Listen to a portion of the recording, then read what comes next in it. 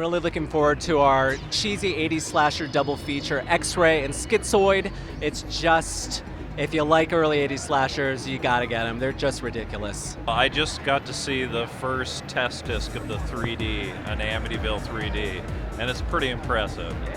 It's Love like, that. you know, it was shot in 3D, so the depth of everything. I mean, I don't know if you remember, there's a scene where this old woman spits in Candy Clark's face. The spit comes out at you. It's awesome. It's just really awesome. Spoken like a true fan. Yes, I love my 3D. We had actually planned to come here with like 10 or 15 titles to kind of put out, but some deals didn't close. But that being said, we still have some good stuff. We have 1982's Cat People from director Paul Schrader coming out in January next year. First time on Blu-ray. We already have a slew of actors coming to the table on that. We have Sam Raimi's Darkman coming as a collector's edition with all new extras there. We have John Carpenter's original Assault on Precinct 13, which is going to get the Scream Factory treatment.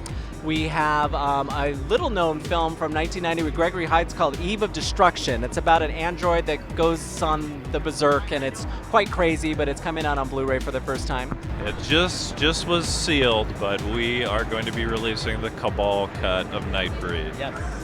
That's going to be a big title for next year. It's going to take us some time to do some restoration work and really do a lot of extra features on it, but it's going to be our big title for next year, I think. Right now we have Adrienne Barbeau, horror scream queen. She's doing a signing for us, promoting the upcoming Blu-ray releases of The Fog and Swamp Thing. We also have Len Wein, who is the creator of Swamp Thing, here signing as well. They contacted me at first about The Fog because they asked if we would do some a commentary for it.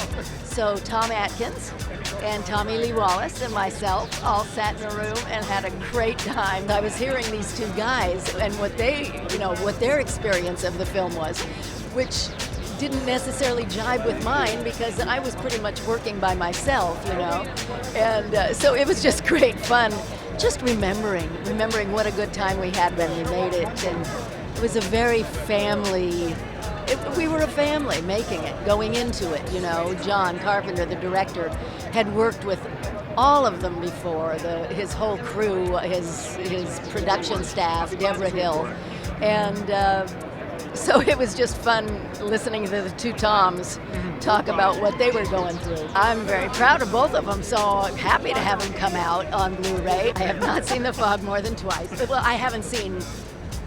I've barely, you could count the amount of horror films I've seen on one hand. I'm not a fan of the genre, forgive me. I love doing them. Both Bernie and I were huge Universal monster fans. I think it shows in the book. And we were sort of going through the litany of every monster we could think of to do our take on it. And we tried very hard to give something new to each of these characters, but they're all classic tropes and icons. What mattered most to me was his humanity. That's what makes him interesting, that's what makes him sympathetic. And Dick was perfect. Dick covered all of that. You could just feel how human the thing inside that monster was. That I never imagined what I imagined as a third string character would turn into a first string character in movies, a television series that lasted 3 or 4 seasons, an animated series. Who knew? Nowadays it's common. I haven't seen it yet either, weirdly enough, and I'm told they did a spectacular job. I'm really looking forward to seeing the Blu-ray take on it.